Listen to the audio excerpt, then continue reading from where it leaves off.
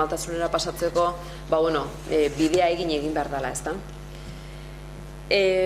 Laura Mintegirekin jarraituko dugu. Laurak bere pertsonan gehiago, edo bere azalean gehiago sentitzen du egoeraren berri, eta honela hitz egiten du, ezta? Orkatilan soka sentitzen dut. Ez dezakezu ausarderiek eduki beste ezertaz hitz egiteko. Behin eta berriz esaten dizute, emakumea zara eta horixe da zure gaia. Gai serioak utzi gizonei. Ideiak, bere garaia da baita ere, urtea pasatu dira, baina, kontestutik atera nahi izan dut, pixka bat hemen askatasunaren kontzeptua berreskuratzeko, ezta? Esango nuke, sozialki eta mediatikoki askatasun maila hau irabazia dela. Beste kontu bada gero etxean nola eramaten den, ez da, eta etxean esaten dudanean ez da etxe fizikoa, baizik eta norbere burua ausartzen ote den gai bat agertzera, edo ez, uste dut gaur egunean emakumeak plaza libre daukala dakienaz hitz egiteko bai literaturaz, zein zientziaz edo astrofizikaz izan. Nik uste dut gai hau edo espazio hau irabazia dela askatasun kontzeptu hau, beraz positiboki irakurriko nuke egindako ibilbidea. Itxaro Bordak ostera gauza interesgarri edo koloretsu bat esan zuen, eta hau ere uste gero debaterako izan daitekela.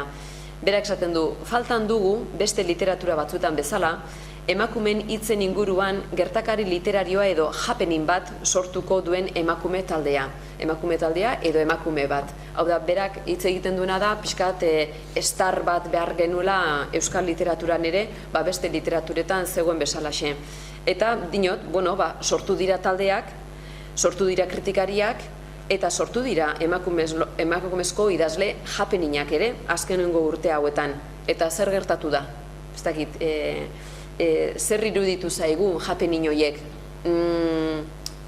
Oso berezkoak iruditu zaizkigu, gustatu zaizkigu, onartu ditugu, zeren eta denetik egonda. Orduan, hemen dago baita ere, aldez aurretik komentatu dudan, salbuespena izatea bai, baina ohitura falta baita ere, ezta? Orduan, Itxarok aipatzen zuen hori gertatu da, baina, denetik entzun dugu baita ere, ezta?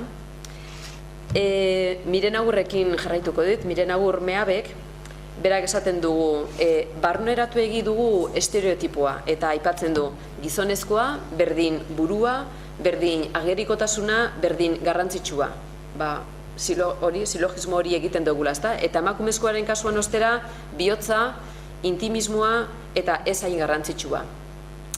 Berak esaten du, iruditzen zait gizonezkoek nekez liluratzen direla emakumezkoek idatzitako lan batekin. Eta honi jarraituz, hau idatzeta nuen aurretikan, baina aurreko asteburu honetan bazkari bat izan dugu markinan, eta han idazle batek, emakumezko idazle batek esaten zidan, liburu bat daukat eskuartean, eleberri bat, gizonezkoek ulertuko ez dutena. Eta zaunen, esaldi hau bota behar dut Bilbon datorren astean. Hau da, badaki edo berak somatzen du dagoela idazten zerbait gizonezkoak ulertuko ez duena. Orduan galdera da, ze osagai dauka liburu horrek eta zergatik daki aldez aurretik gizonezkoak ez duela ulertuko. Beraz, ni behintzat begirada berri eta diferente horren zain behintzat egongo naiz. Miren Agurren gandik ateratzen ditudan ideiak dira, literatura ontzat zer hartzen den eta zer ez, hori da bere kezka.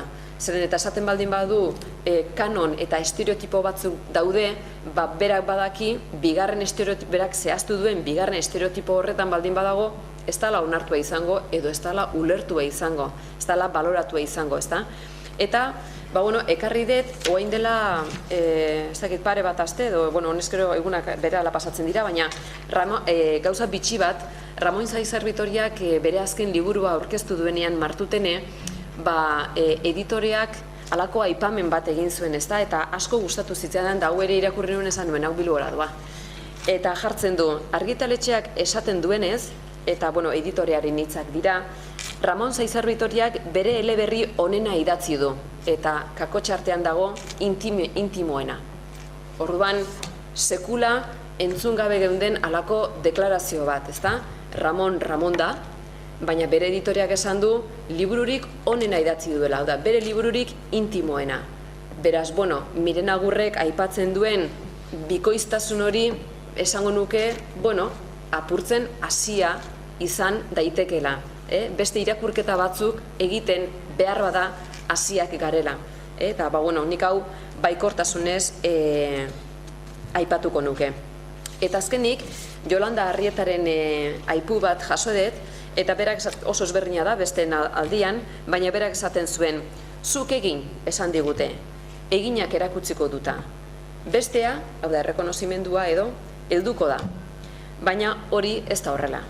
Zer dela eta egin behar ditugu gure gauzak eskutuan lapurretan bagebiltza bezala. Eta helduko da hori, zer da, besteek errekonozitu behar dutena, hau da, beti besten esku, hori da berak galdetzen zuena, ezta? Eta, bueno, hemendik ateratzen ditudan ideiak dira, alde batetik ez gaituztela edo ez gintuztela arrakastarako arrakastarako edo publikotasun baterako, eta baita ere, bigarren maila batean erakutsi digutela gure gauzak eramaten, ezta? Literatura bezalaxe beste hainbat gauza. Azken hau, egia handia da, bi arrazoi medio, eta hemen sartuko dut pixka bat, gaur egunean ez bakarrik intimotasun horretan zer gertatzen den aztertzeko, ez da hori nire asmoa, bakoitza jakingo du bere intimitatea nola kudeatzen duen, baina bai, emakumezkoa orain arte ez da plazarako izan, eta beraz ez du espazio propio hori izan, eta berak ere ez du sentitu, ez? Orduan, norberak sentitzen ez duenean, norberak bere buruari lapurretan egiten dio. Orduan, hori da gauza bat, nik uste dut denborak lagunduko diguna gainditzen. Baina badago gauza bitxi bat, edo pentsatzen dudana bitxi bezala hartu dezakeguna, eta da zera, emakumezkoak ez du gizonezkoarekin lanek egin orain arte.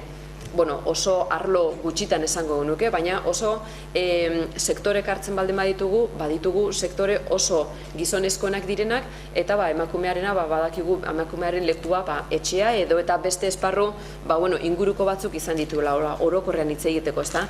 Baina ez dute orain arte alkarrekin lanean ikasi, orain ari gara ikasten. Eta ze gertatzen da argitaletxearen munduan? Editoreak gizonak izan dira, idazleak gizonak izan dira, emakumeak argitaletxetan sartu direnean, lan egiteko modu bat aurkitu dute. Eta hemen idatzita daukadana jarriko dizuet hitz joko badagolako, ezta? Jarri dut, emakumezkoak ez du gizonezkoarekin lanik egin eta lan munduak ezberdinak dira. Idazlearen eta editorearen arteko harremanak ez dira ezberdinak gizonezkoen eta emakumezkoen artean.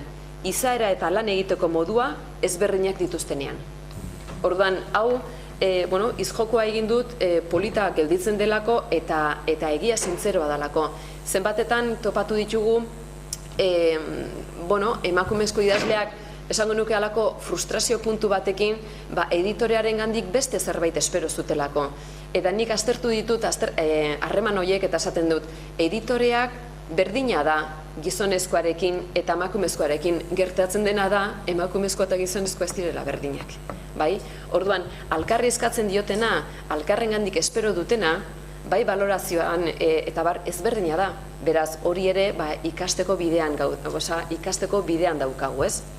Eta bukatzeko, bi aipamen, bukatzeko pixka bat zati honekin, bi aipamen egin nahiko nituzke, eta dira, lehenengoa da Gema Lasarterena, Orgasmus liburua aurkeztu zenean, halako eskandalu bat izan zen, lehen aipatu dudan eskandalu hietako bat, eta berak, eta gainera, liburura argitaratu zenean, aurkeztu zenean, emakumezko literaturaren bumaz hitz egin zen, ezta?